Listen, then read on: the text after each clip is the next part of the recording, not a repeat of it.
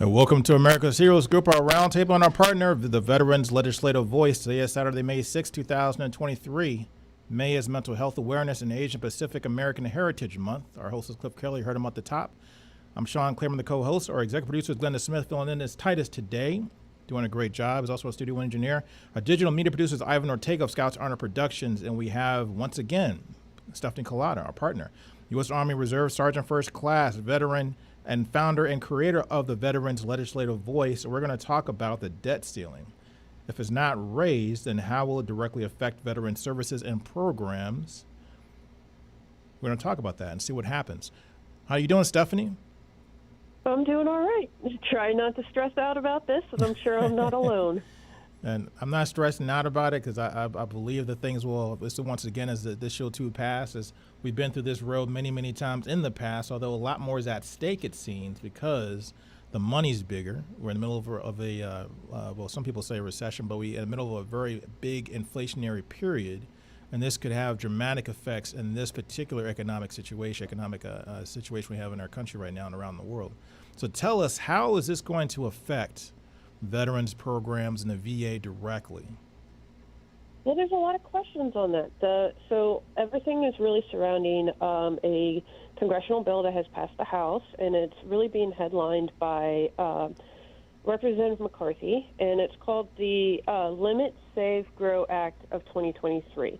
And it talks about, and it's basically providing what says, provide a reasonable increase to the debt ceiling and other purposes, which is also a whole lot of cuts to tax credits, to government spending, more specifically discretionary spending, which is for you military out there. It's kind of like a nice to have option, spending that people might know that term for. And that's really what is bringing a lot of people into this game of chicken, because the Republicans had pushed this through the House, and it basically strips a lot of the things that Biden and his administration has gotten to pass, or at least improved on, and it rescinds a whole lot of it. And the Democrats do not want to budge on this. They're not willing to go along with this bill, and it most likely wouldn't even come to a vote in the Senate. And it's very scary because the money should be running out by June 1st. 4 days before my birthday. I'm so excited for that. And the country can default. And when a country defaults, a lot of really scary things can happen, because when the government can't pay their bills, they can't pay Social Security checks. They can't pay VA disability checks. They wouldn't even be able to borrow anything, because right now, for the past 5 months and some change, the Treasury Department has been borrowing, which isn't a good thing, because they are also charged anywhere from 0.6% to 5% fees on top of the money they're borrowing. So we're actually spending more money going through this debacle than anything. But keep in mind that the Treasury borrows money this in general anyway, even without a debt crisis. I mean, that's how the government works. They issue treasuries and bonds, long-term, short-term treasuries, and overnight cash, banknotes, in order to stay going. However, you bring up a very important point. The fact that we're adding more debt and we're not paying on the debt can have dramatic effects on the ability to keep bond prices in line. Because if we default on our debt, bond prices could really take a beating, and that's going to be very scary right now. The bond market is what determines your interest rates and your credit cards, your loans. It determines all these different types of things that happen in the economy. It's the thing that most directly affects the everyday average American. If the bond market is jacked up, then spending is going to be jacked up in your household. Then to keep it short. So this is it's kind of an egregious tactic. We talked about this in the past, where you're using essentially the financial stability of the economy and the everyday American as hostage in order to get something done. Now, the problem is, and I'm going to get into this a little bit further, the Republicans want to make these cuts. And the article that you brought, we talked about on the VA website, the news.va.gov, have a couple of bones to pick with that. But that talks about 22% reduction in spending to the VA. So what are some of the programs and things that they're talking about cutting out the Republicans want to cut out, and I'm bringing the issue up because this is mainly a Republican issue. They want to bring these cuts into play. Right. Okay. So there's a lot of things going on with the bill that I mentioned. The thing is that the bill does not specifically state where the discretionary spending limits are applied to. It does not state that so-and-so such is applied to defense spending, to the VA, to Department of the Interior, what have you. The Biden administration had to do a little bit of math for us. And so they broke it down is that just imagine it's 1.4, trillion, I think, or no, that's the spending limits, but it's a lot of money. About 40% of the discretionary spending is for defense spending. And we know 9 times out of 10, the Republicans won't do cuts to that. So that gives us 60%. And with the percentage, and then with the rest of the money, that means they would basically have to double the cuts to non-defense spending areas, agencies. And that's where they come up with the 22% reduction rate. And so a lot of people have been fighting back and forth about that because it doesn't say in the bill that it's a specific cut to the VA, the Republicans are saying, we're not actually cutting the VA. Well, the thing is that they're not saying where they're cutting at all. And if they wanted to make sure that the VA or even the Department of Defense will not be applied to these spending limits, they should have written that in the bill, but they did not. And that's the scary part, is that they did not specifically say where the exceptions were. Because if they actually went along and went along and said where the spending limits are, that's more fuel for the fire for the next election that's happening in 2024. So them being as vague as possible is a route that they're taking to make sure that they don't burn more bridges. So what about the VA's website? Because the VA even has on their website talks about that there are specific things that the proposal, which they don't name names, which I thought was interesting, which I understand because of the VA, they can't really take sides. Biden has a bill out there to which he's already some of which is already in play, which increased a lot of VA spending. So VA spending last year was something like $260 billion. 2023 VA spending is about $300 billion. The defense budget is about $816 billion. Okay, we spend more money on the defense budget than China, Russia, North Korea, Canada combined.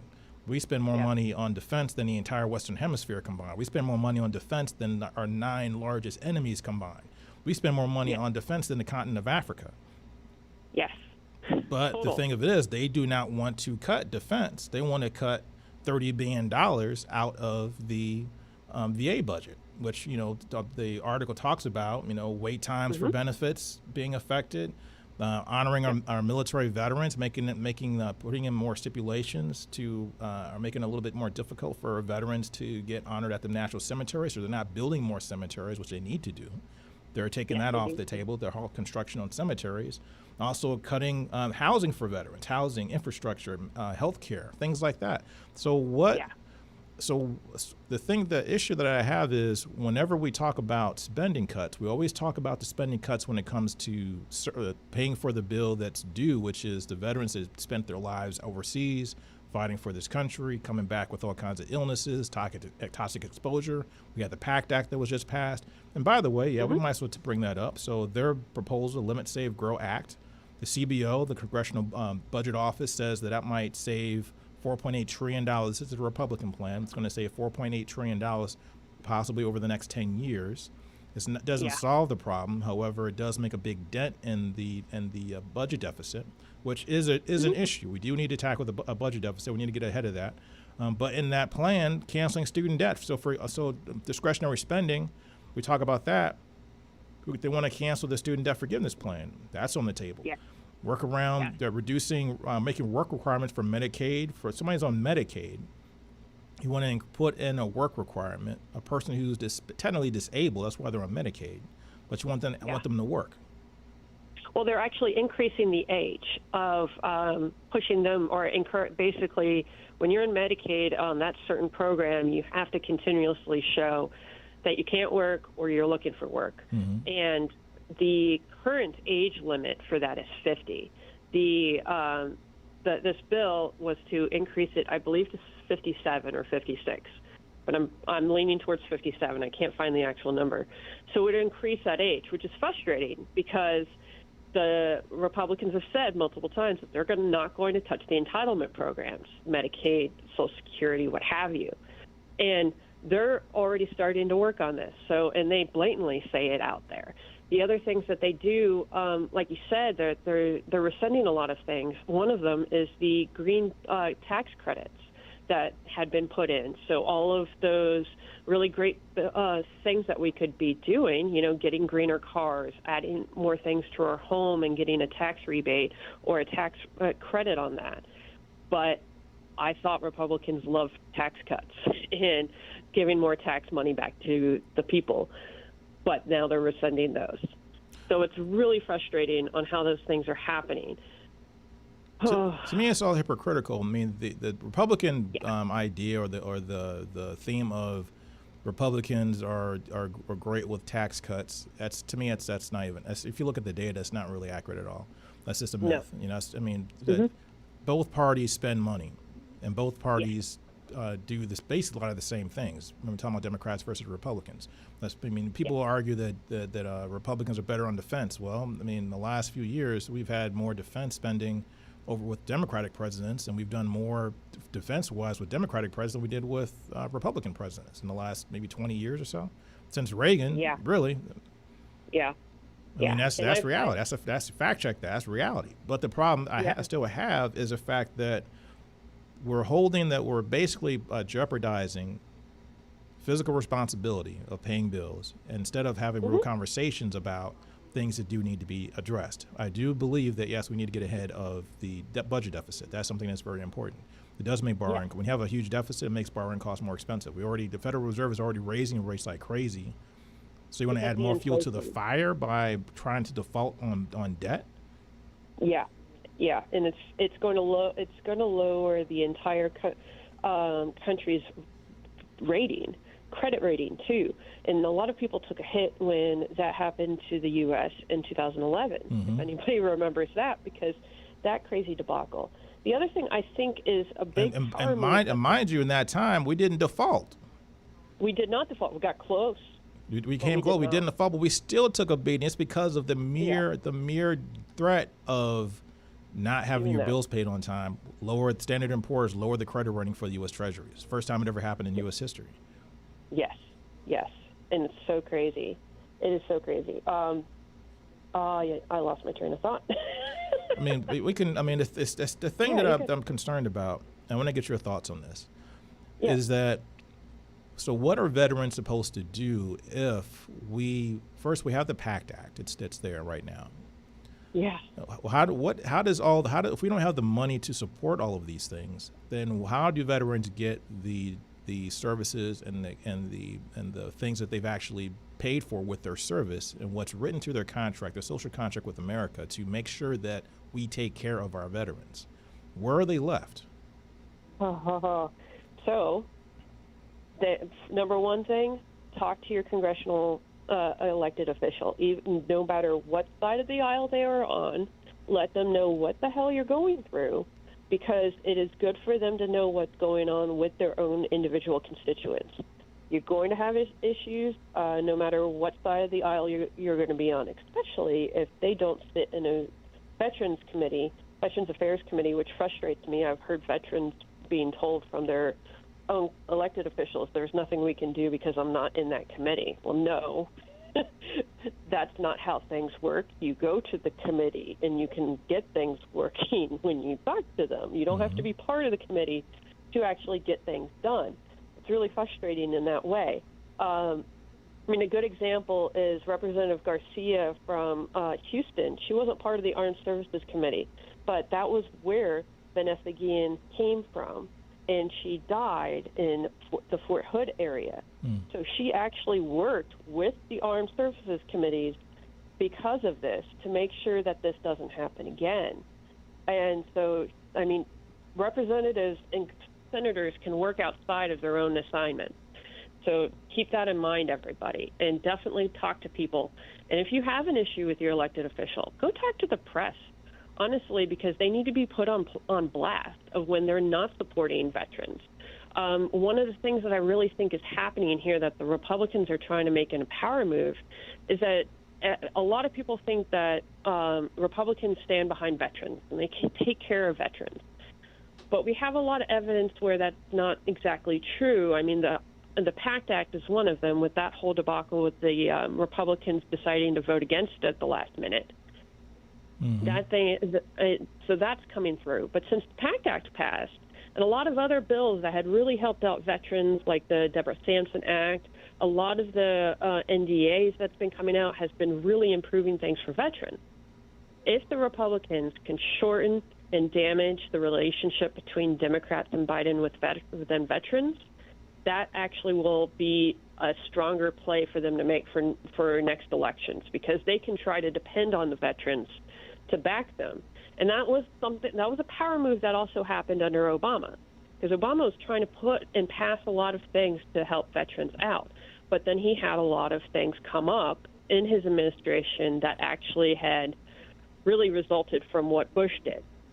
And so Obama lost a lot of his veterans base because of those things, that terrible long backlog of the VA disability claims, those type of things. Those things really screwed him over on his likability and is from the veterans.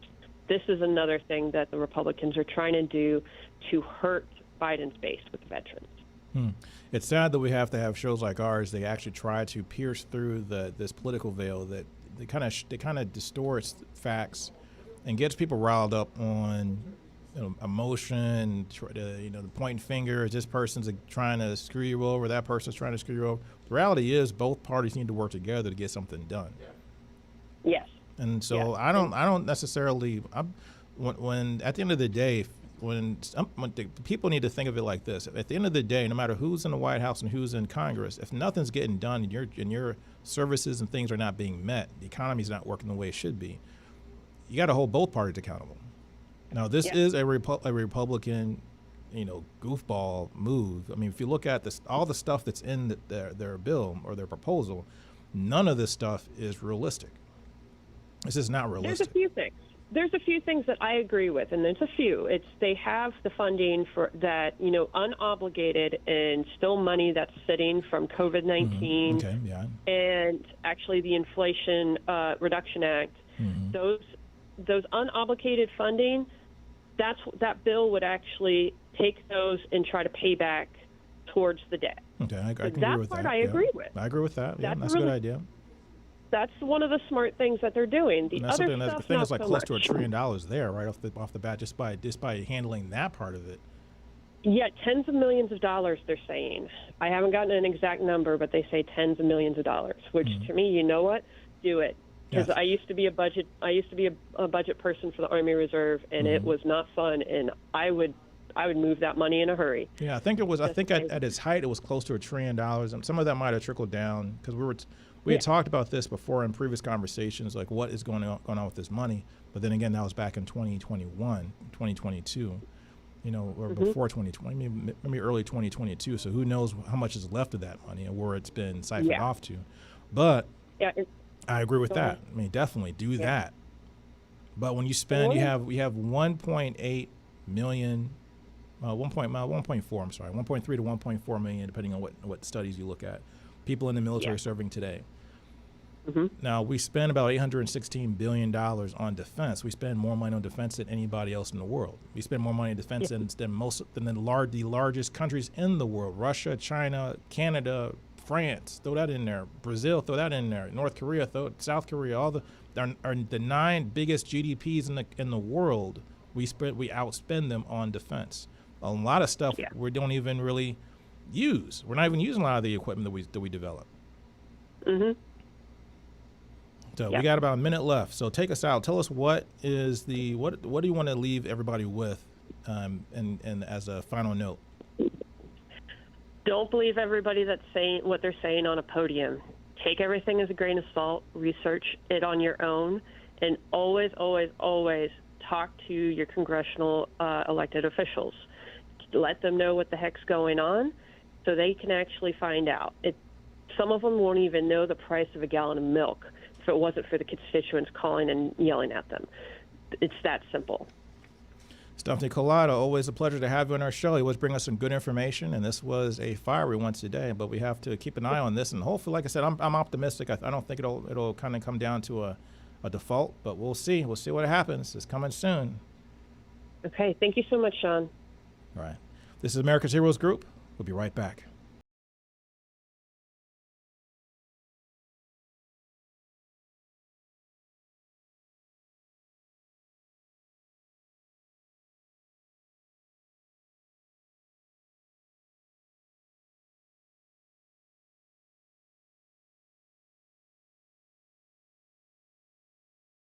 National Women Veterans United, the proud sponsors and partners of the American Hero Group. Our mission is to ensure that women veterans are aware and have access to their VA benefits, resources, and entitlements.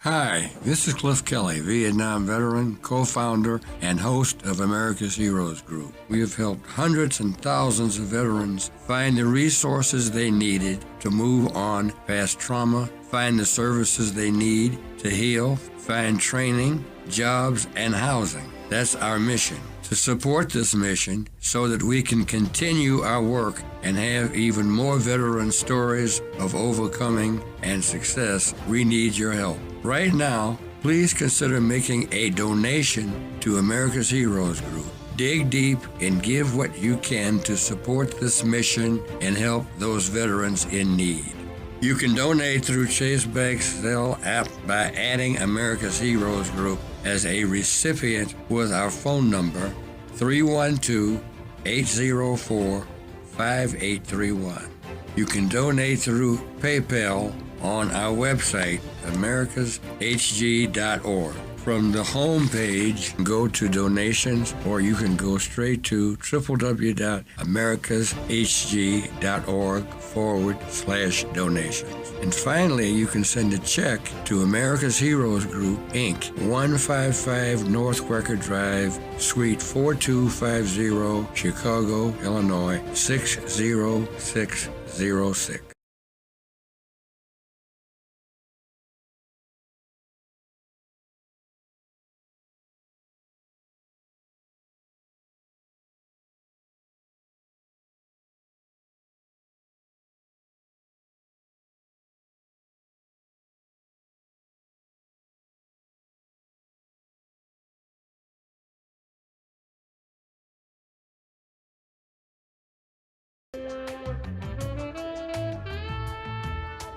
Welcome back to America's Heroes Group. This time with our sponsor and partner, RHF Ninja Warrior Competition. Today is Saturday, May 6, 2023. May is Mental Health Awareness and Asia Pacific Awareness Heritage Month. Our host is Cliff Kelley. I'm Sean Clement, the co-host. Our executive producer is Glenda Smith. Filling in today is Titus in our studio, also a studio engineer. Our digital media producer is Ivan Ortega of Scouts Honor Productions. And we have our partner with us, Darren Jeffrey. He's a founding board member of the RHF and also the original course creator builder for the TV show American Ninja Warrior on NBC. We have Jason Starkey with us too. He's our panelist. The U.S. Army veteran served in the Infantry Special Forces as a Green Beret with the 3rd Special Forces Group at Fort Bragg, North Carolina, and a former board member of RHF and co-founder of Jedburgh, currently serves in the National Guard. How are you guys doing today? Doing great, Sean. So tell us, how you doing, Jason? What is Jedburgh, Jason? What is that? Yeah, Sean, Jedburgh is a software company. What it is it's a virtual reality language learning software application, and it's designed to help military linguists improve and retain their language skills. So it's helping military linguists who need to know foreign languages and to learn those languages better, and we're doing it through virtual reality.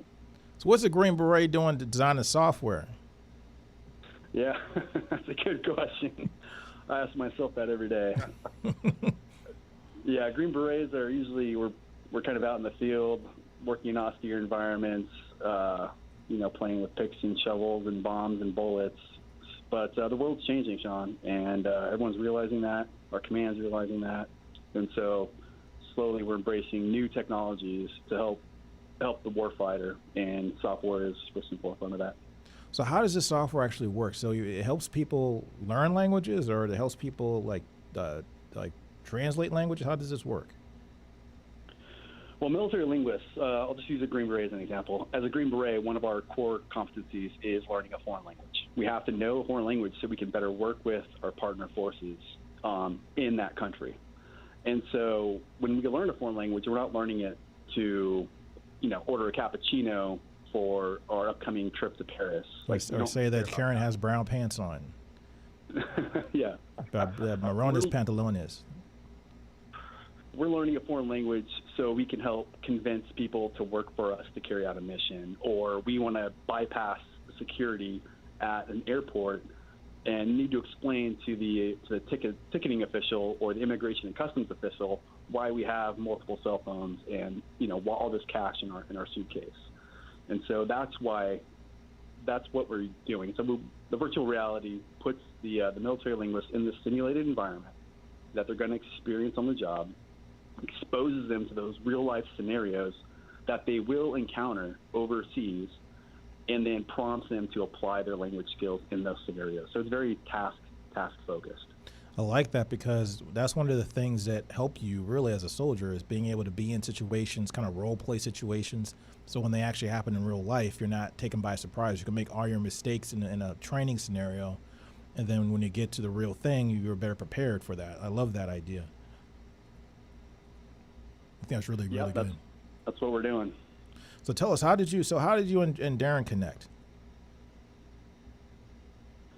Man, I was fortunate enough to meet Darren a long time ago, I think in 2014, through the Retirement Foundation, when it was just this kind of idea that was bubbling, is when I first met Darren, and that was when we were first kind of building RHF, building the team, and building Rick's Place, the facility at Fort Bragg. That's how we initially linked up.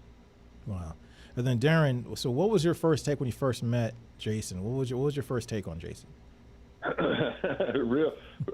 That was easy.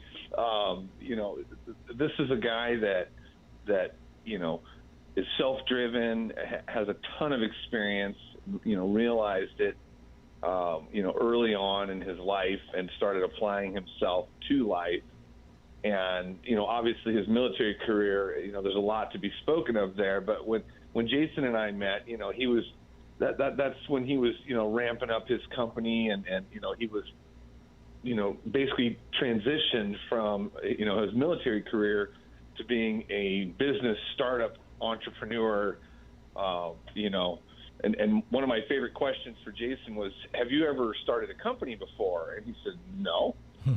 But there was just no hesitation, with what he knew he was going to do. And that is just so inspiring to me, because I'm kind of the same way. When I left my career as a hot shot with the fire service, so I fought a lot of forest fires in the 90s. And then one day I just had an idea that I'd rather start a rock climbing school. A little different than a software company, obviously, Yeah. but probably less profitable as well. However, but that was my background, and I wanted to pursue that. And so when I met Jason, it was through this network that we have at RHF. And what's amazing is that woven into both his story and my story is the stories of mentors. And mentors, being a student, my favorite thing is when the student is ready, the teacher appears. And Jason, what was that? I didn't hear that part. You said when a student is what? Student is ready, the teacher appears. There you go. And Jason was living that, with him taking a risk and starting his business and leaving the military and so on. And so that's one of the reasons that I wanted to have him on today, because we wanted to talk about inspiring, members of the audience for the show. If you've got an idea that you want to start a business or start a company, I was wanting Jason to talk a little bit about, some guidance for some members of our audience that might be interested in that. That's one thing I will admit about people, especially guys in the special forces. One thing I've noticed, which is this cut above. Special forces are definitely cut above the rest of us in the military. You guys have the hardest training. You guys are doing some of the most stressful and most unique situations and tasks that have to get done on a timely basis. You guys are not afraid to jump into stuff. You guys will just go, and that's one thing I think is really critical. You read the books of a lot of successful people. One thing I noticed is that they're not afraid of a challenge. They go right into it. They jump into it. Glenda Smith is a perfect example of that. She didn't know anything about radio and just jumped into, created a radio show. Dude knew nothing what she was doing, just jumped into it. And happened to meet people along the way to help her out and to get her to the next step, to the next step, to the next step. But basically taking that gumption, how do you find that gumption? How do you find that grit in order to just jump into a task, particularly something that you have no idea if it's going to fail? It could take your life in a whole different direction. Tell me about that, Jason. Yeah, it's hard. And that's definitely one thing that I think is unique with Special Forces and Green Berets. When we're overseas, we don't have resources. It's just literally 12 men or women that are out there in the middle of nowhere, and we have some job or task to do. And we have to do so much with so little. I remember I built a FOB, a foreign operating base. I was tasked to build a foreign operating base in the middle of Afghanistan.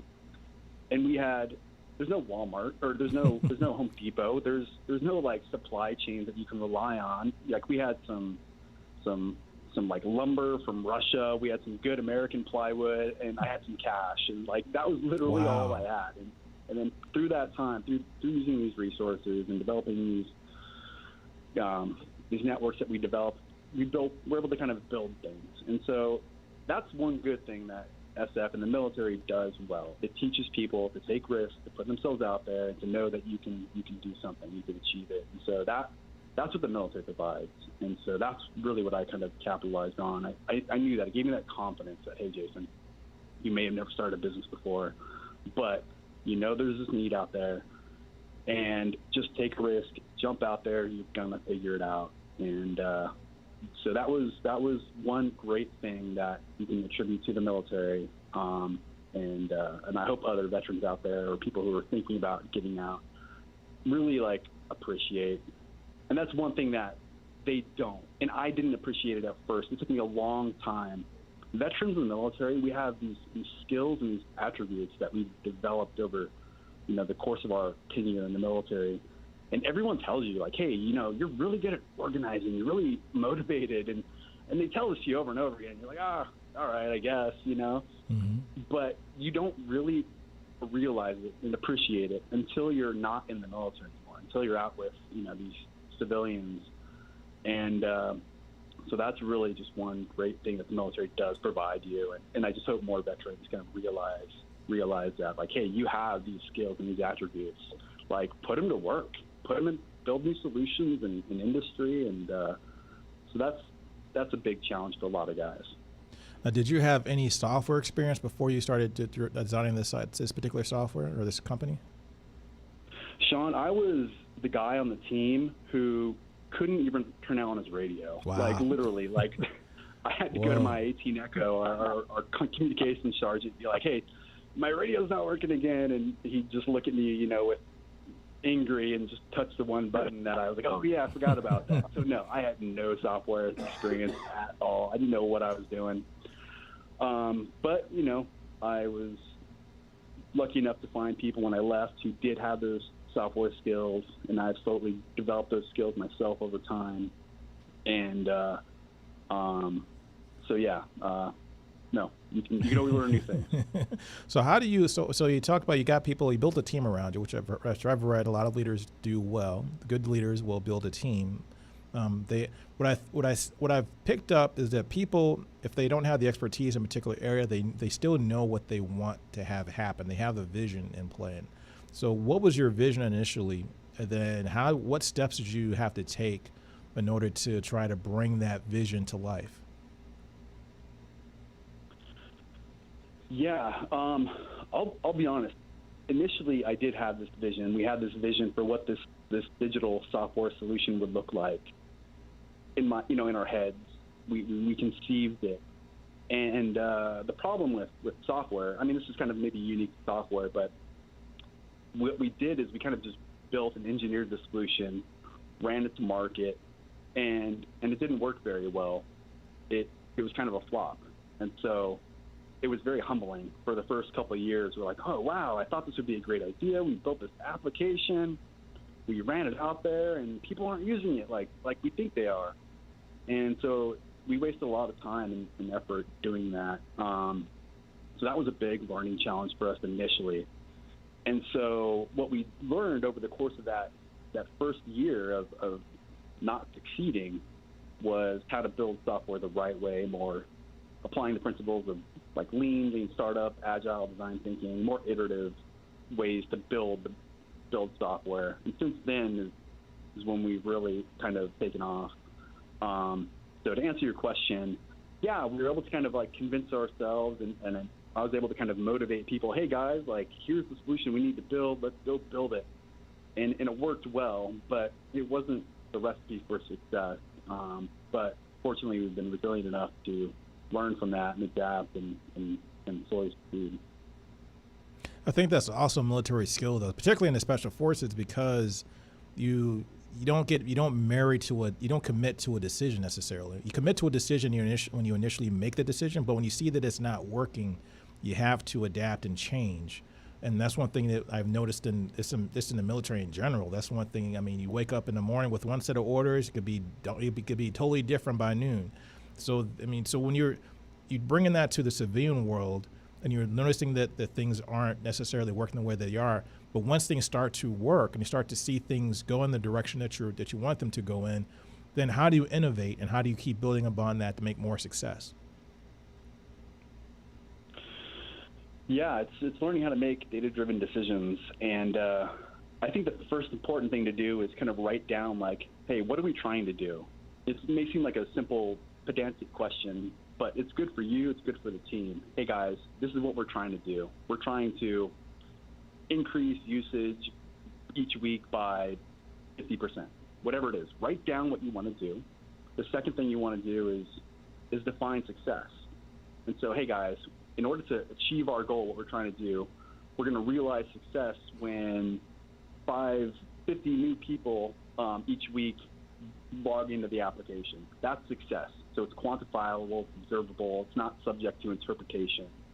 It's defined.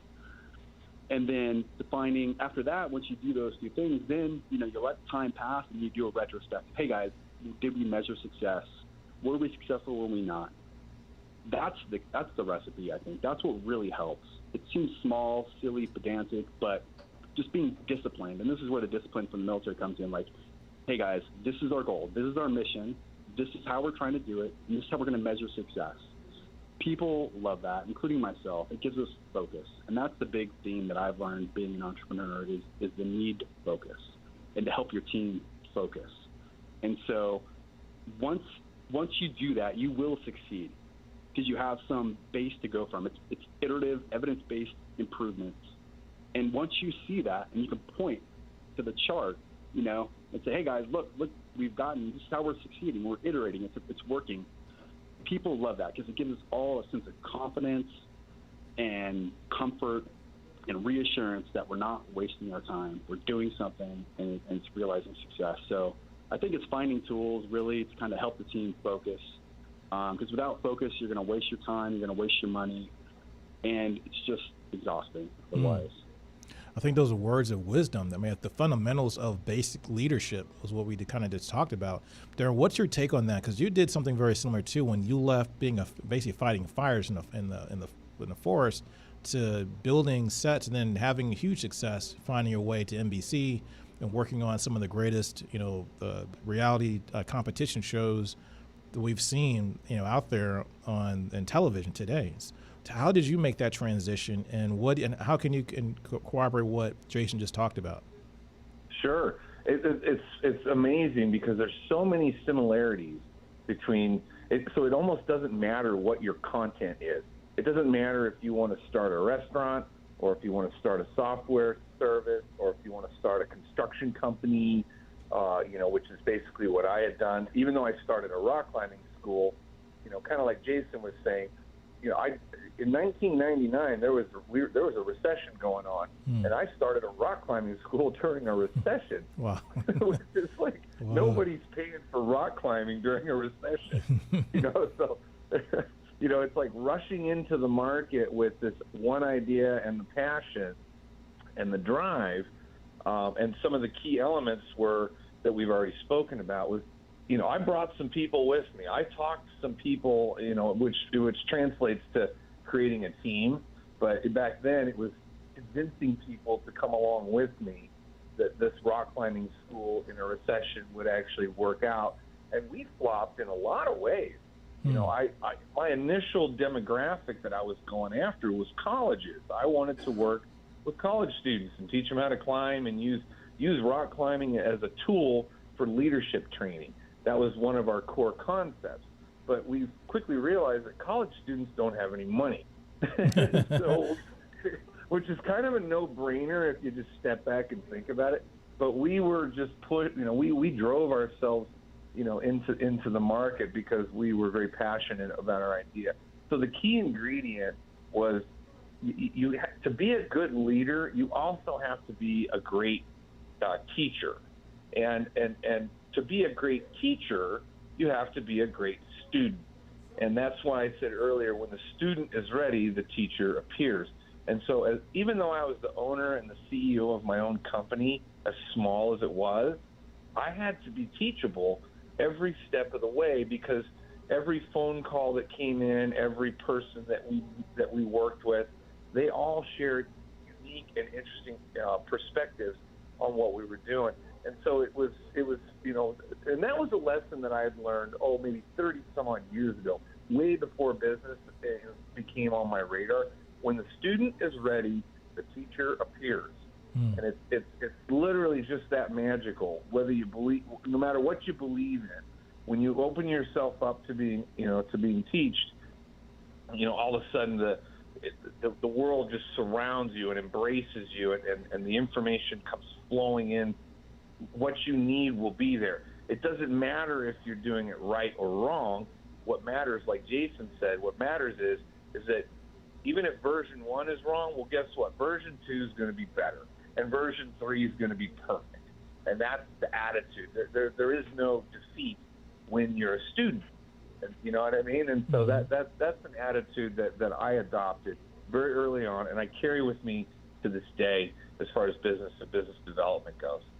So what I'm hearing is also humility in that, because you have to be willing to learn from your mistakes. A lot of times people are trying to jam a square cube through a circle, through a round hole, and it's not fitting. And they're trying, and they're saying it should fit. It's supposed to fit, but it's not fitting. Whatever reason it's not fitting, you got to be able to recognize that and learn from that problem. And learning from your mistakes is so critical. I think it's so important. So when you were in the military, Jason, what are some of the things that would you say really sets you apart and kind of put you on a entrepreneurial mindset? Did you see do you know a lot of other veterans in your circle that also became business owners or became entrepreneurs? Or did you kind of are you the only person that you were around or that you were in your group that kind of went this direction? Yeah, it's definitely not uncommon for guys and gals to get out and start a business. I'm seeing more and more veterans do it. They're calling them vetrepreneurs. And so I think there is a realization that they can build a business once they leave the military. And that's definitely a good thing. I think a lot of guys, in my experience, at least, a lot of guys are still scared. It is scary to do that. I mean, when you're in the military, you know what you got to do. That's one difference between the military and being an entrepreneur. In the military, you know what you need to do. You just show up. You gotta do this task. Like, everything's laid out for you. There's a field menu, not only tell you what to do, but exactly how to do it. And as long as you follow those directions, you're going to be fine. You're going to succeed. Being an entrepreneur, you don't necessarily know what you need to do. You may have some like really good skills and attributes that will amplify that, but it's still scary. And so I'm really like, when I see guys that are thinking about getting out, they're afraid, and you know, they got a good thing going in the military. You know, they have a great career. They wouldn't mind getting out, but it is scary to them. And so that's what I've seen, is there is a reluctance, and I totally empathize with that, because it is very scary. And I think more resources need to be out there to kind of help educate them who are thinking about getting out. Like, hey, there's a support network. And that's where like things like RHF come into handy, because the network of people, other successful people, they have different points of view. There's different backgrounds. They're going different directions with their lives. And just to expose yourself to those people, I think, is the positive thing. And that's one thing that I did do well.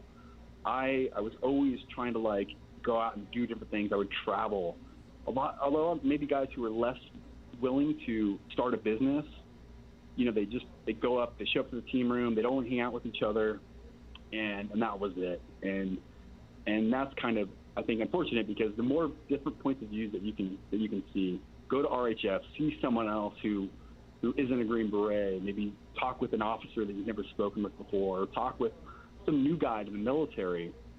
They'll open your eyes. And so that's really, I think, the key to it, is just kind of putting yourself out there, getting different perspectives, points of views, go to Rick's place, meet new people, and you're going to learn a lot of new things. And so maybe it comes back to humility in that regard. I think it goes back to what Darren said. And if you're willing to be a student, then the teacher appears, because if you're going to these types of events, you're learning, you have to be curious enough to go to these events, and curious enough to interact with other people, and have the mindset, the open mind, that I can learn something from somebody just by watching or asking questions or being curious. I can learn something that I can maybe apply to my life or apply to my business. But that curiosity, I think, is key. It's like Darren said, you got to be willing to be a student. You got to be willing to have your ears and eyes open and look for the lessons in life that are all around you. There's all kinds of lessons that you can learn from different things. And without the experiences, if you stay in the corner, kind of keep to yourself, then you're not going to learn much. And you can't be afraid to fall down. You can't be afraid to look like an idiot. And one of the things that I say, if you're doing anything in social media, doing anything in the public, doing anything on radio, TV, whatever, you cannot be afraid to look like an idiot. Because at some point you're going to. You got to be willing to look like an idiot. Right. Redefine idiot. It's like it's not a problem. And the reality is that I could never have done what I did by myself. Never in a million years. Even if I had the cookbook and the recipe sitting right in front of me, could not have done it psychologically, couldn't have done it by myself. And so so if anybody has an idea and an aspiration, don't try to do it by yourself. Go into your community, support your community, share your idea with your community, and you will become a student. Your community will talk back to you, and if you're open, you'll be guided. I love that. I love that advice. I think that's great advice. So, Jason, what's the last thing you would say to someone who is thinking about starting a business? How would you encourage them, and what's the first step? And also one question too: do you need money? Yeah, I guess on the money question, no, you don't need money. You don't. Money's overrated. Money can actually do more harm than good, because the last thing you need as an early stage entrepreneur is to be distracted. And again, it gets back to focus. And when you don't have money, when you have very little money, it forces you to be very efficient with how you spend it and very focused. So I would say you don't need money, and in fact, it can actually do harm. And then, getting back to the question of words of encouragement, it comes back to just trusting yourself. Take that risk. You got to be able to take a risk. Put yourself out there. The worst someone can do is say no. If you ask for help, whatever it is, like you're going to be okay. So take that risk. And then secondly, be open to learning new skills to help you kind of focus and apply your attributes in the marketplace. Darren Jeffrey, thank you for your time, and also thank you for bringing a great guest. Jason Starkey, U.S. Army veteran, served in the infantry, special forces, and a Green Beret. Currently serves in National Guard. Thanks for both of you coming on the show. Thank you, Sean. Thank you, Sean. This is America's Heroes Group. We'll be right back.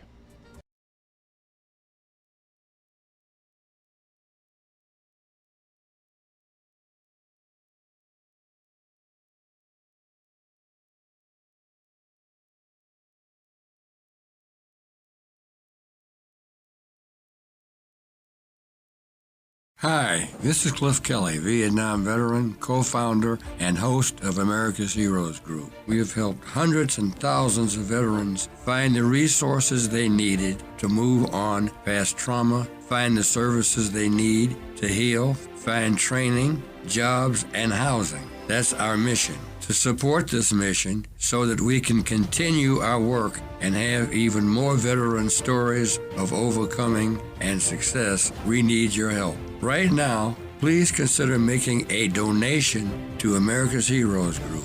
Dig deep and give what you can to support this mission and help those veterans in need. You can donate through Chase Bank's Zelle app by adding America's Heroes Group as a recipient with our phone number 312-804-5831. You can donate through PayPal on our website, americashg.org. From the home page, go to donations, or you can go straight to www.americashg.org/donations. And finally, you can send a check to America's Heroes Group, Inc., 155 North Quaker Drive, Suite 4250, Chicago, Illinois, 60606.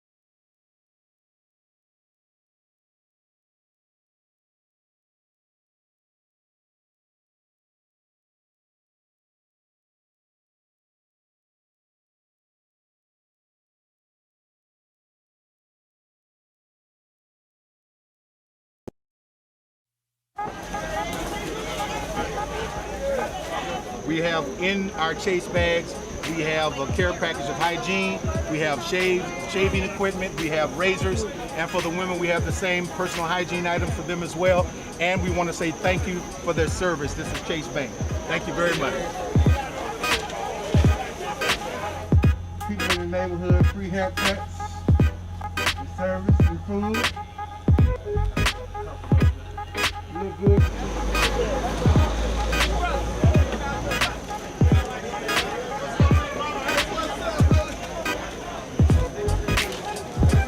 Thank you for your service. Thank you for your service. Thank you for your service. Thank you.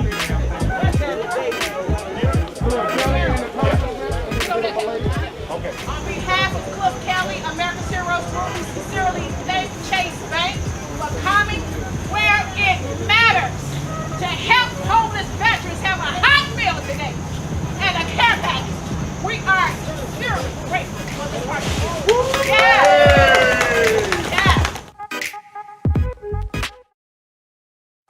Welcome to America's Heroes Group. Hear your voice where we connect the disconnected intentionally.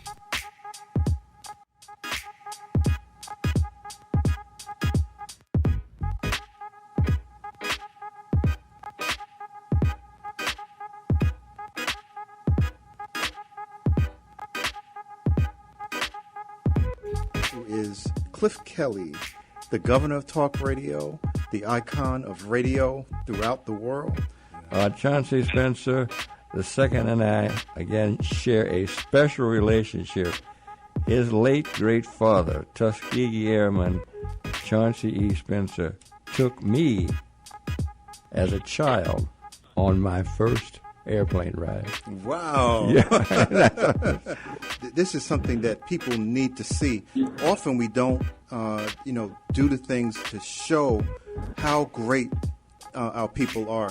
It changes the paradigm of how people think about us, about the collective consciousness of what it means to be us.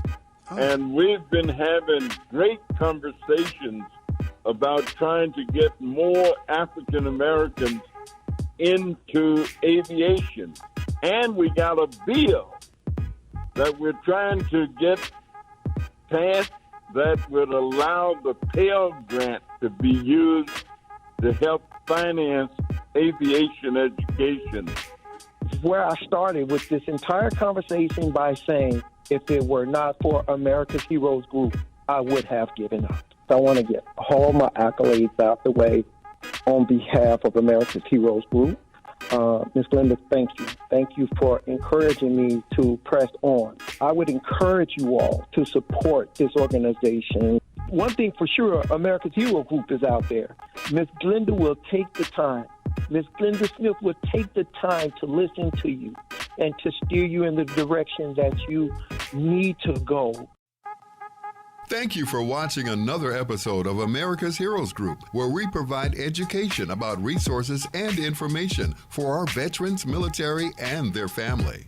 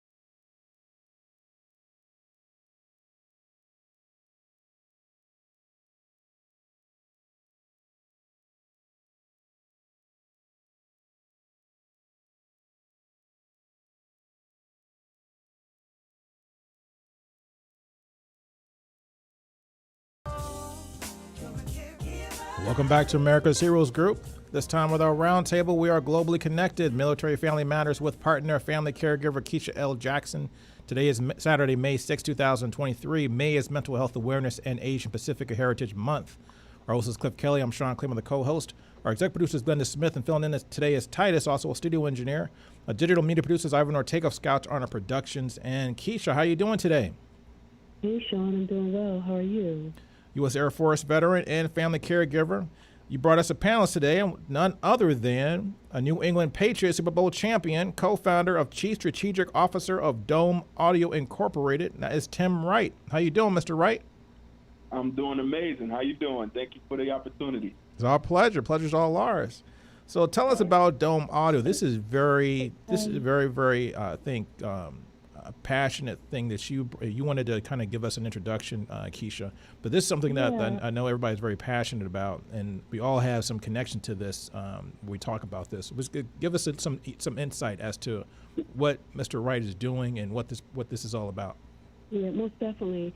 So, April was National Deaf History Month, and it's that time when we recognize and we honor and we celebrate, bring more awareness to the deaf community, whether it's our children, whether it's adults. And I learned about Dome probably about a couple years ago in this product that Tim has. And, like I mentioned, caring for my mom and my brother, learning about those products and those resources are out there that often we never hear about, and so this was one of them. When I first heard of Dome, it made me think about like 3 different areas. I thought about a relative who is deaf, and even with hearing devices, it's very difficult for her to hear music, and she absolutely loved music. I thought about the headphones from someone that was caring for her mother, and she wound up using headphones not because she needed to, but honestly because her mother was so negative in her conversation to her. She was demeaning her, that she wound up wearing headphones to kind of drown out some of that. But this spin that Tim, he'll talk about with the open ear, it allowed her to either hear her mother or not hear her mother. So he'll share a little bit more about that. But the other reason why I really love this product is because, music positively affects the health of individuals with Alzheimer's. And so Tim is going to talk about this amazing product that I really love, resource, this product, and I think it'll be really, really great for our family caregiver community. So, Tim, tell us about this product. Tell us about Dome Audio, and what did you create? Yes.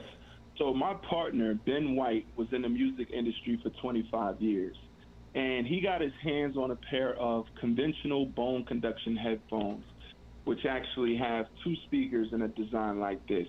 And so when he put it on his head, he said, I understand the concept of the sound. But then he got very curious and slid the headphones behind his ear on the mastoid bone, and that's where the light bulb went off. Bone conduction headphones compared to conventional headphones like your Beats, your Bose, your Sennheiser, Sony, all the conventional headphones that we know today, there's an inferior fidelity of sound. And so when he slid it behind his ears and he heard the resin and the fidelity, he said, I can make this technology better across the board. Wow. And so he set out to create a 4-speaker design, which has 2 speakers on the front that rest on the jawbone, and then 2 speakers behind the ear that rest on the mastoid bone. And the fidelity was comparable to conventional headphones with a prototype. He then said, there's times where you don't want to hear the outside world because our technology is the world's first open and closed ear bone conduction headphone. So when he said there's times when you want to go into a privacy mode and block out the outside world, he then created this dome cover which you attach to the frame of the headphone, and then it turns into a conventional headphone with the snap of a finger. And so the idea is that this full fidelity experience now gives you situational awareness at its best. And you can have full dialogue while hearing your audio, whether it's podcasts, whether it's radio, whether it's the TV, whether it's you communicating to another person with the headphone. And as Keisha said, whether it's music that connects the world together. And so with all that said, we've developed this technology. We have 4 patents on the technology, and this is a cutting-edge development. And so with that said, we've been at this for the last 5 years. And not only have we built an IP around the technology, but we also built a brand and an identity that we want to take this all the way and reach a point where a company like an Apple or a Microsoft or Amazon would actually acquire Dome. So to Keisha's point, we have the opportunity to bring the world a new experience with audio. We have with our Dome cover because it's a blank canvas, the ability to do collaborations and licensing deals with brands with logos right on the face of this dome cover. So that's another element that we are bringing to life with this fashion, where fashion meets technology. And just to give you a quick example of that, you can buy these dome covers separately with whatever you have on the face of that cover, whatever brand you love. You can literally pop it on. You can match from dome to toe and switch out your look on the fly. And then lastly, Keisha's point, this technology is going to allow a community of over 500 million people in the world now have meaningful experiences with headphones that they never had before. So there's a blue ocean opportunity to truly impact and transform lives while including this community that's been inherently overlooked. And just to get a little technical, the way the technology works, so air conduction flows through the air directly into your eardrum, and then it has to go through the middle ear just to get into your inner ear. Folks with hearing challenges that are deaf and hard of hearing, their challenge is on the outer ear where the ear canal is. And so by bypassing that with the bone conduction headphones, the sound uses vibration and goes directly into your inner ear. That's how these people are able to actually experience the technology unlike anything else before. So we're bringing the world together with these experiences, and through our proprietary app, that's where you're going to be able to go to live sporting events and watch the game live while getting live commentary. You can have one headphone speaking to hundreds of headphones in the audience. You can be in a call center such as the military from a communication standpoint, and everybody within that hub on that floor can actually communicate with each other while hearing dialogue. We are going to transform the industry with our technology, and we're so excited to bring it to the world. Wow, I'm really curious to hear what these headphones sound like. I gotta check them out. So you have a website where people can actually get information about it? Absolutely. So as I said, not only do we want to bring the technology to the world for people to experience it in the consumer sense, but we also want to create generational wealth and share that amongst the community. And so right now, we're also seeking any level of an investment as well. And right through our website, you can go to dome1sound.com, and you can either pre-order the product and invest in the company as well. And so our goal over the next, I would say, 2 to 3 years, to position Dome for acquisition. So I welcome every listener to also join us as well on that. Wow. So this is a product that's not just for people who have hearing impairment, but anybody who want to hear higher fidelity music. So this is way better than what you get on a typical Bose or the headsets I'm wearing in the studio, or the Tascams, whatever you got going on. This is supposed to be like what it's described. Is it like you're right there in the studio with somebody, or right there at the concert? I'm glad you said that. So we are bringing the ultimate experience to headphones. And not only do you hear the music, but you also feel the music as well, because it uses vibration. So you don't have to cut your normal headphones up to 100 just to get that bass. Now you can have it at a mid-level, and you literally can feel the music, hear the music. And when you need to, speak to a relative in your house, or you're out in the world moving around, you can be aware of your surroundings. And that's, that SA is one of those things in the military that's so critical. So that's what you're getting with Dome headphones. It's the ultimate headphone experience. Well, I can really see that in a factory or warehouse where guys are, doing a menial task, stacking boxes, or, doing some machine work, and they got their music going, but then the boss is yelling at them, or something goes on in the factory and they can't hear it. You can actually still, if you still have situational awareness around you, but you can, still see, that's something I can't even I got to actually experience it. I couldn't even wrap my head around that. Yeah. So you're in it. So when I first heard it, go ahead. So you're telling me so you could be at a concert where it feels like you got 110 dB or 110 decibels coming at you in your face, but if somebody says, whispers in your ear over to ear, you can still hear that person. This is clear. And one way I can describe that is maybe being in a studio, like where I'm at right now. So if I might be talking loud, but the engineer could come in and it's whisper something, I can hear it, but I can still hear you. Yes. That is amazing. Yes, exactly. And then with our dome covers, so on the face, it's a fashion presence, right? But on the inside is a utility, because we're going to have acoustic lining on the inside of the dome cover. So when you attach it, it's going to block out the outside world and amplify the sound. So you get, to your point, you get the best of both realities where you can go about anything you're doing in the world, whether you're deaf and hard of hearing, normal hearing. That was my partner's goal, was to create a full fidelity experience unlike anything out there. And he accomplished that. So when I first heard it over 5 years ago, I was blown away. And this was just a prototype because it's this phenomena of being able to truly hear music in a clearer way than even air conduction, and then still have full dialogue. Like just that alone, I was like, I'm on board. Let's take this to the moon. So well, I'm going to check out that website again tonight because I'm very curious, and this so happened that I was in the market for some headsets, so I'm definitely going to be checking these out. So tell us again, how do you find your website? Yes, so domeonesound.com, ONESOUND.com, Dome One Sound. So how did you get the interest in doing something in audio? Are you a big music fan? Are you big into? Have you done any broadcast radio at all or TV or anything like that as a former NFL player? Yeah, I'm a big music fan. In fact, when I was younger, I would say around 6, 7 years old when I first started playing football. Very early on, I was chosen to be the captain. And so I was always the leader of the team. I had to always create the energy, make sure everybody is moving to one beat. And once I got to high school, I became more outspoken. I really was that presence in the locker room. And I started, bringing a portable radio, a portable speaker into the locker room. And I always set the tone with music. So when I got to college, I was a full-time captain of the team. I was a full-time scholar student. And I also was a full-time barber. So not only did I have the music interest, the sports interest, the leadership interest, but I also had that attribute of making people look good and feel good. So that's what makes, I guess my talent, my ability, and what I bring, the value that I bring to Dome Audio so special is because I know how to relate to people directly one-on-one. And we've put our prototypes on over 2,000 people's heads one by one, and I press play to that music.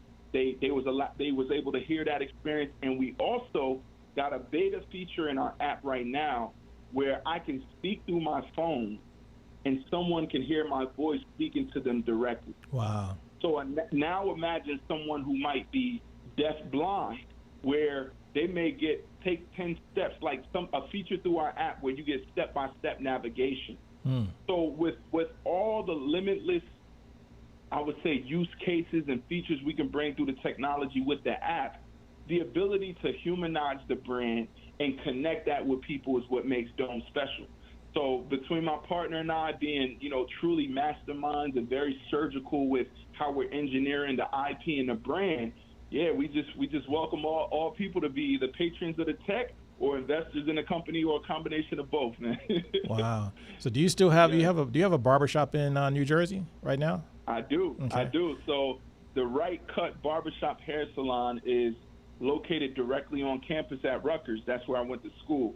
And again, the impact that I had throughout my 5 years at college, I said, one day when I have the means, I want to go back on campus and take this one-man operation and now turn it into 8 to 10 chairs and really make an impact. And it's been, going on 7 years now. So that's still in motion as well. Wow.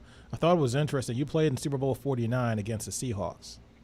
Yes. And Derek Coleman was playing for this. He wasn't playing that game, but he was on injured reserve during that game. He's deaf, I guess legally deaf, I guess.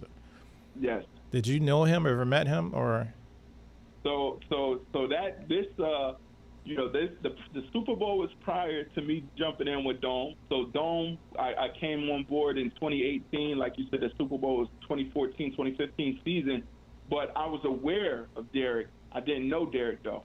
But now when we circle back, once we have the product perhaps at our next stage, I'm going to actually go meet him, put the headphones on him, record his reaction, and the rest will be history, man. So there's many people from what we've observed, whether it's the movie industry where the movie Costa won Movie of the Year, I want to say 2 years ago, whether it's the halftime performances where you got the ASL and the folks that's been performing. We've actually had so many influencers and celebrities already experience our technology at our pop-up listening event, and they're immediately on board because they see this movement that's going to just take over the world in a sense of bringing transformation and this positive energy. So just like Keisha said, you know, music is the key to everyone's soul. And for us to have a technology that not only gives people who are normal hearing the ability to have, you know, a greater experience with audio, but to impact the community that's never truly had a headphone experience.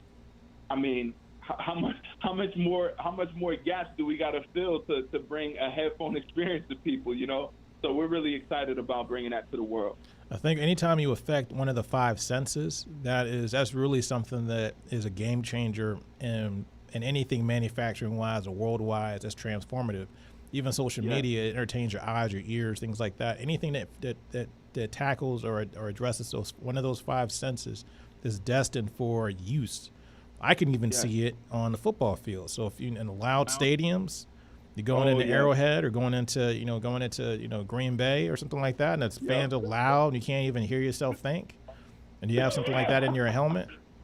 Exactly. That's a game changer. So here's a quick use case. So when I went to visit my partner's lab and hear the prototype for the first time, I immediately thought about warm-ups for players on the field where I'm wearing conventional headphones. I can't hear Tom Brady say, hey, Tim, run a slant, run a post, run a fly. I got to take them off, put them on, and by the time I make a cut, they're flying off.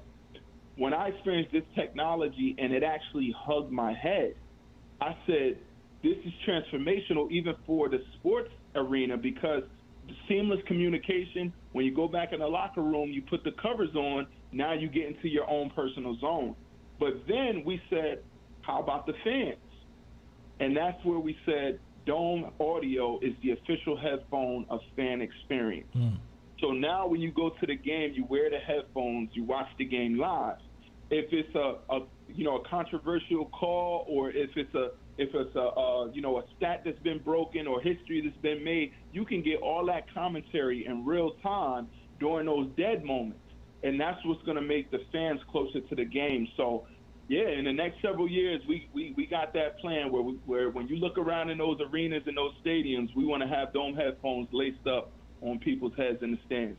I can even attach to like those VR headsets, because in VR there's really not a lot of sound is not really there yet. Immersive. Yeah. Yeah. And that's one of the things that like you learn when you go to school. You learn media. One of the things that you can watch, like for example, you can have a show or something on a TV screen that doesn't look nice. It might be kind of staticky or whatever, but you'll sit there and look at it and pay attention to it if you can hear it and it's clear and it's saying something to you.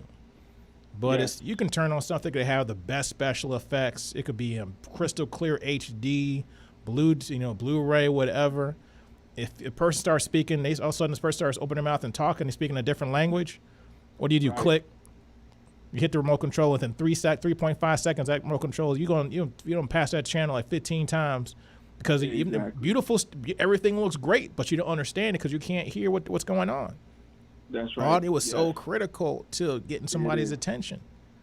It truly is. Yeah, that's one of the other features with some of the technology that's been put into the market the last year to 2 years. Language translation is another key component with our experience. So as, you might go to a conference where someone on stage is speaking Spanish or a different language, you could select right through your app the language you want it translated to in real time. And so, with the emergence of AI, this metaverse, all of this stuff that's happening, we're packaging all of that stuff together right into our experience. Wow. So Keisha, thanks for bringing a great guest to us today. You brought us some great information. And once again, I got to check this product out. What's the website one more time? Yes. DomeOneSound.com. All right, we definitely got to do something. We got to maybe even put you on we're talking about doing an AHG store on our website one day. Maybe we got to get one of your products on there with the AHG logo on it or something like that. Here it is. There you go. It is. Now that'll be amazing, man. Absolutely. So Keisha, any last words? No, thank you, Tim. Thank you for bringing such great information to the audience. I really appreciate it. Absolutely. Thank you, Keisha. I really appreciate you. And thank you, Cliff, man. This was amazing. I'm Sean. Cliff is our host. I'm Sean Claiborne. Oh, I'm sorry, Sean. I'm sorry about that, Sean. No, thank you so much, man. Did you play with a Claiborne on the during your years at that in New England?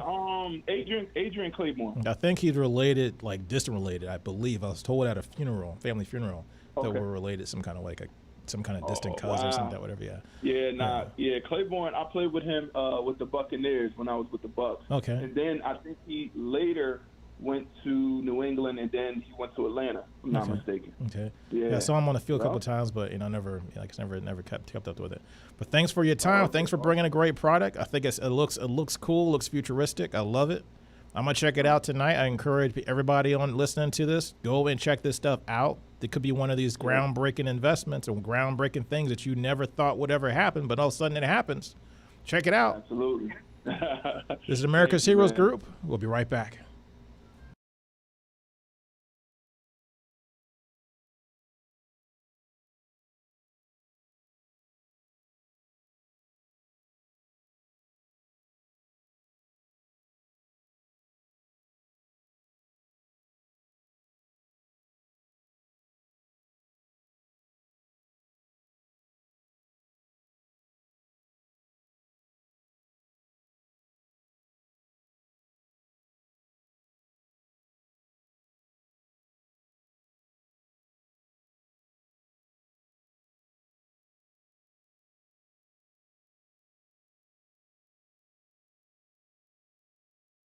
Hi, this is Cliff Kelley, Vietnam veteran, co-founder, and host of America's Heroes Group. We have helped hundreds and thousands of veterans find the resources they needed to move on past trauma, find the services they need to heal, find training, jobs, and housing. That's our mission. To support this mission so that we can continue our work and have even more veteran stories of overcoming and success, we need your help. Right now, please consider making a donation to America's Heroes Group. Dig deep and give what you can to support this mission and help those veterans in need. You can donate through Chase Bank's Zelle app by adding America's Heroes Group as a recipient with our phone number 312-804-5831. You can donate through PayPal on our website, americashg.org. From the home page, go to donations, or you can go straight to www.americashg.org/donations. And finally, you can send a check to America's Heroes Group, Inc., 155 North Quaker Drive, Suite 4250, Chicago, Illinois, 60606.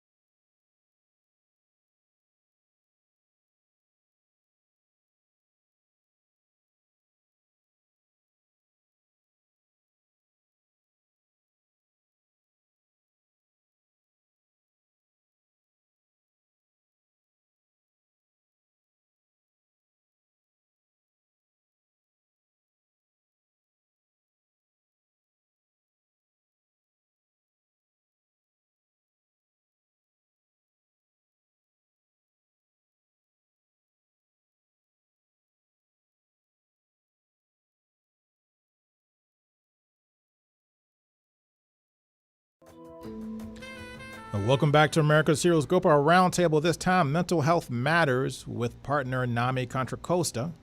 Today is Saturday, May 6, 2023. May is Mental Health Awareness and Asian Pacific Heritage Month. I'm Sean Claiborne, the co-host. Our host is Cliff Kelley. Our executive producer is Glenda Smith. Filling in today is Titus, and also our studio engineer today.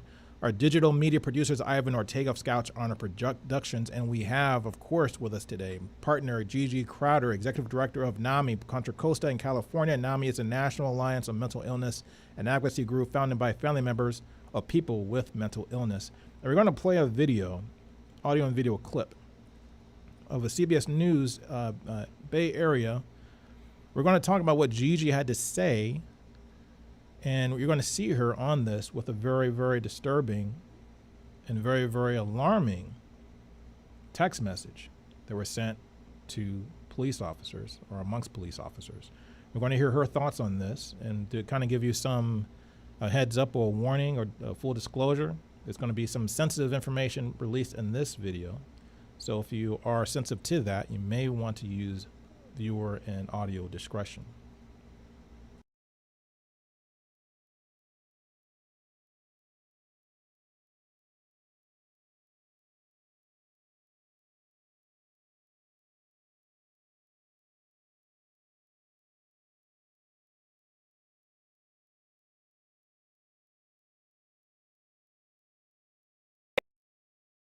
Those tests haven't been officially released yet, but Mayor Lamar Thorpe is giving us an idea of their disturbing contents. He's now calling for the firing of 24 officers linked to the investigation, and the department is hiring an outside investigator to determine just how widespread the problem has become. Reporter Katie Nielsen spoke with one resident who says those text messages prove what she has felt all along. Katie. Yeah, Ryan, you know, this resident that I spoke with moved to Antioch in 2002.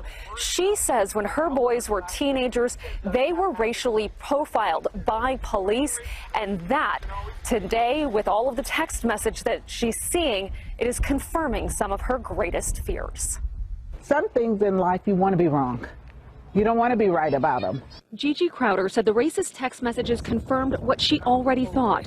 At times, Antioch police officers were treating black and brown residents different than her white neighbors. Sometimes you just need the validation. And as hard as it was to read the text messages, I read them because now you have it and proof in black and white that it was taking place. The racist text messages came to light as part of an FBI investigation into the Antioch and Pittsburgh police departments, alleging officers were distributing cocaine and steroids, accepting bribes, intentionally using excessive force, and violating people's civil rights.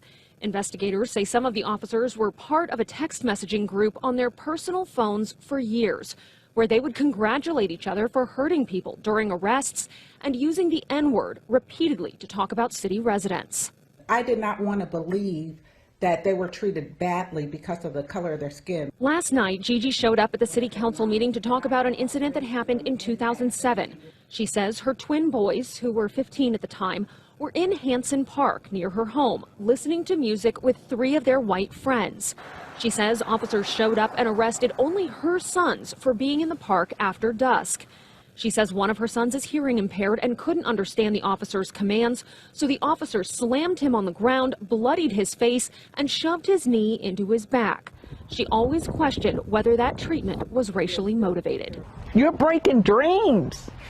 And I didn't even really start realizing that until it was validated by the text messages. Antioch Police Chief Stephen Ford was hired only a year ago and was not with the department at the time of the scandal. He says his main focus is to change the culture of the department and regain public trust. That kind of speech is hurtful to anybody, you know, and it's divisive, and there's really no place for it in policing for sure, but just in society in general. Gigi says while the easiest thing to do would be move away, she is committed to staying and helping the community bridge the racial divide. At the core human values that we carry, that there's more similarities than differences, and that if we could do it anywhere, we should be able to do it here in Antioch. I had the chance to talk with the police chief after the city council meeting last night. He told me that some of the officers involved in this scandal have already resigned. Others are on administrative leave, and then some are still working for the department, but they are not in public-facing roles any longer. He said that he is committed to making sure that all of the bad apples are out of this department.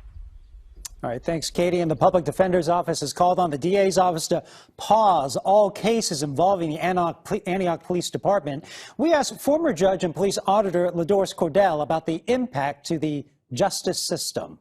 It is up to the district attorney, along with the public defender's office, to look at every single one of these cases to determine what really happened. Apparently, according to some of these text messages, these officers had no problem falsifying reports, making up things in order to arrest people.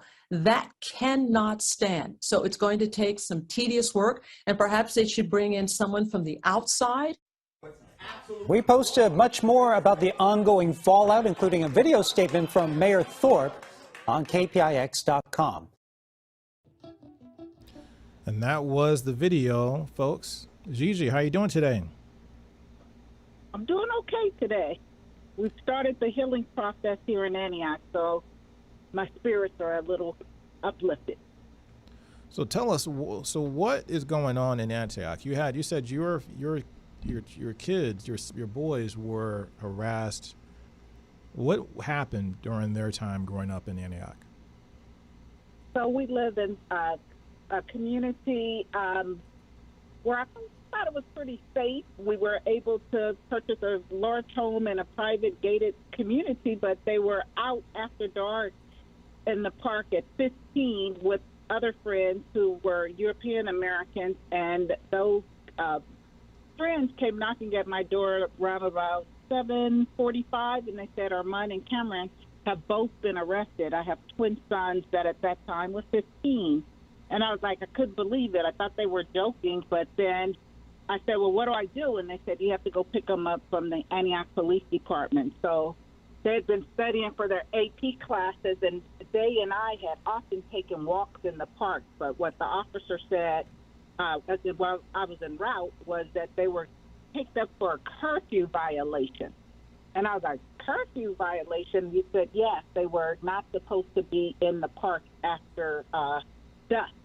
And I was like, you go to jail for something like that? But when I picked my younger son up, who does have a hearing impairment, he actually had a lot of bruising on the right side of his face. So I was, mama bear. I was, ready to harm whoever had harmed my son. But these text messages coming out after the investigation, as I said, validated that they were probably racially profiled that night, because the other young people, none of them, got the type of treatment that they got with being thrown to the ground for just being simply in a park after the sun started going down.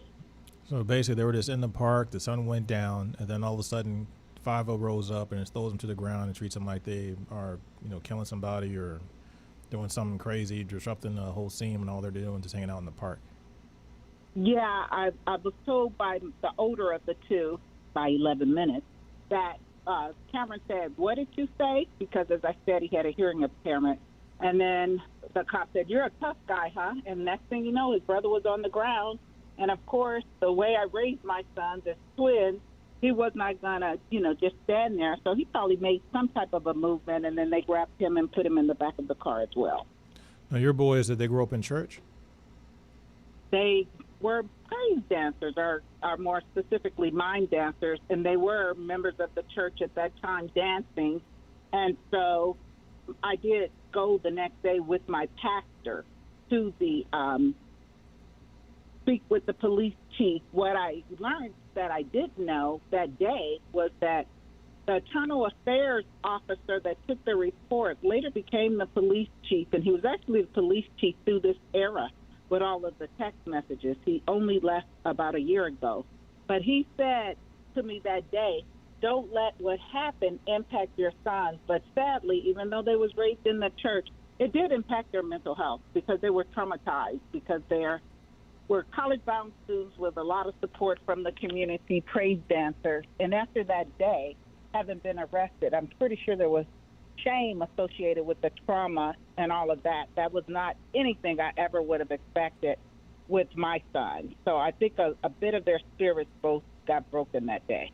I couldn't imagine a praise dancer in a church doing something disruptive in a park when the sun is going down, just hanging out in the park. Yeah, they were actually listening. It was the first day a Kanye West song had been released, and they were with their friends listening to the album. And I let them go because, as I said earlier, often we would wait. In Antioch, it can get upwards of 95, 100 degrees during the day, so we had a practice of waiting until it cools off and then taking a walk through the park and doing the laps there. So it wasn't the first time they'd been in the park after dusk. Was it known that there was a curfew? You know what? I didn't pay much attention to the sign because I'd been in that park with police going by, not bothering us many times before. So there's a sign that's posted that says you can't be in the park after dusk, and it was just on the fringe of it that summer. I've been in the park like a lot of times, or been places, the beach or the park or whatever, and the sun goes down, and usually the police just come up and they just say, hey, the park's closing, or somebody says the park's closing or the beach is closing, and we just walk off, or they kind of do their sweet. I mean, here in Chicago, we got the Rocks. We call it the Rocks, where by the Lake Michigan, there's a place where people still go there after dark, but it's a nice spot for couples to kind of go and watch the moon, come up, or the sunrise, whatever. But that's not something that warrants bruising on your face to get just because you're just hanging out in the park. And I couldn't see your kids not being disruptive or not being compliant if somebody said you had to leave the park anyway. Right. So I think when my son mentioned that he didn't understand what the cop was saying because he has a hearing, it's only on one side, but if he was already, of course, pissed because you get confronted by a cop, right? Mm-hmm. And we all, I think, as African Americans, have some already inherent fears of cops based on the history of what has happened to African Americans, and I'll say in particular Black young men with cops. So he probably was pretty anxious. He might have been also baffled at the idea that you're going to, bother us because of a park curfew when there's so much more going on you could be focusing your attention on. But what I do realize is my sons were luckier than others because now that these text messages have come out, there was definitely intentional harm brought to some of my fellow African-American neighbors. And tell us once again a little more about these text messages. I know the video couldn't or didn't show or didn't reveal what was actually in the messages. Are you willing to say, or do you know what was in the messages that we should know about, or do you want to bring that up? Yes, I just left. As I said, I'm starting the healing process at NAMI Contra Costa. We recognized right away that we needed to mobilize and start getting some community listening sessions to start the healing process. So we invited the public defender, Alan McDonald, here in Contra Costa County, and she actually shared a lot more than I was aware of about some of the actions, things like changing through text messages, changing police reports, standing up for each other, lying on the stand, intentionally targeting some African Americans for harsh treatment. It all started with a probe around them selling drugs and steroids, and then it feels like when I did that interview, they were saying a half a dozen. Then it was a 2 dozen. Now we're talking about 45% of the Antioch Police Department were a part of either sending out text messages or being in the group text. Meaning, if you are law enforcement and you are aware of a crime, it's your duty to report it, even if it's amongst your fellow officers. Mm-hmm. And that did not happen. So we're probably looking at 2 of our congressmen have called for, federal Department of Justice involvement in these situations, because it sounds like I spare myself from some of the text messages because, I'm a woman of God, of great faith. I got to spare myself from too much trauma. but it was very triggering to hear of what happened and the possible role it played and the shift that my sons had around what their future might be like. So these text messages, they basically were this people confessing that they were selling drugs, selling steroids, narcotics and steroids, and then also using racially charged language, racial epitaphs or slurs, racial slurs. That's one thing that comes to mind. I think of racial sensitive information. Yeah. Yep. They talked, several of the officers were a part of the, as a matter of fact, the main challenge we had is that I guess the president of the police union was amongst the group of individuals. Internal Affairs was a part of it. And when I share with you, I took my complaint to Internal Affairs, not knowing they rotated. So it's like there really wouldn't be any police accountability in the city of Antioch. I've started telling young people as we do these groups, at this point, sadly, we have to treat cops guilty into proven innocent. Mm-hmm. Now, this is disturbing on many, many different levels.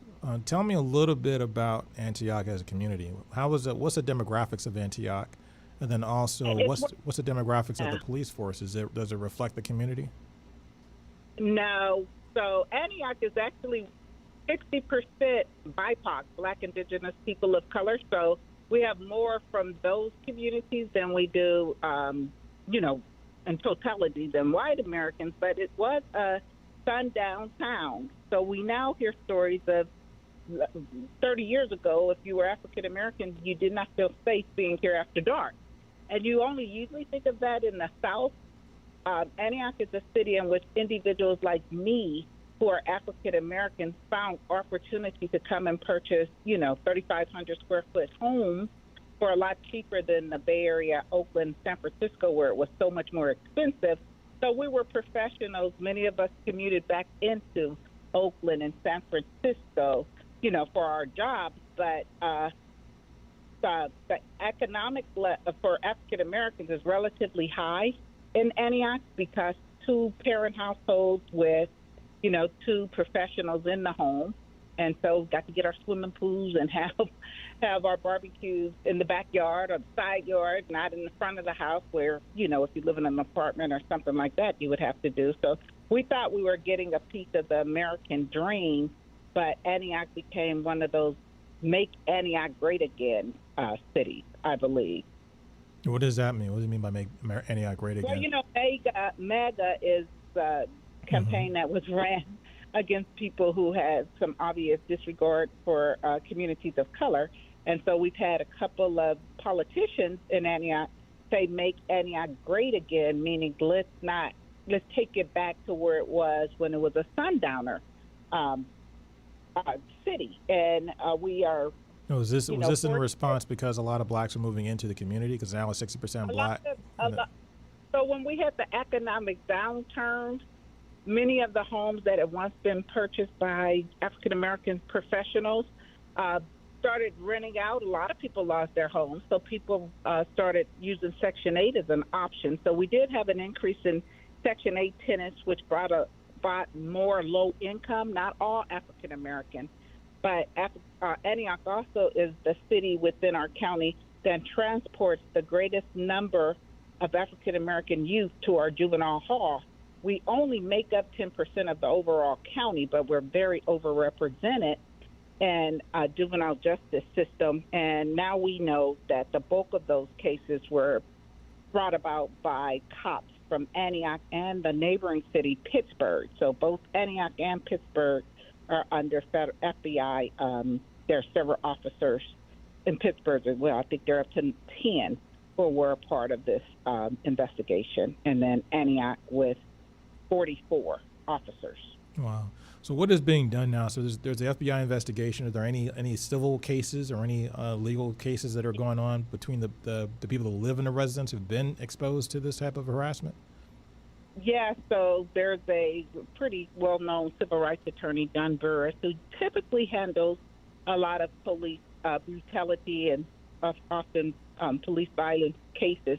He came and has filed a federal lawsuit I have chosen and spoken to my sons about it, and we want to focus on the healing part. So having community conversation, and actually we decided that this was happening. No one really knew about it. Of course, they felt that, haven't been victims, and that this is God's way of revealing it, because we're working toward having, healing hubs. All of my focus this year was intended to be on the fact that it's both Mental Health Awareness Month, but also Asian American Pacific Islander Heritage Month. So I had a lot of trainings and focus working with my Asian American Pacific Islander staff. And then because of this, they've been very supportive of allowing me to shift some of my attention onto the healing that needs to happen here through dialogue. So we had an event today where we kicked it off,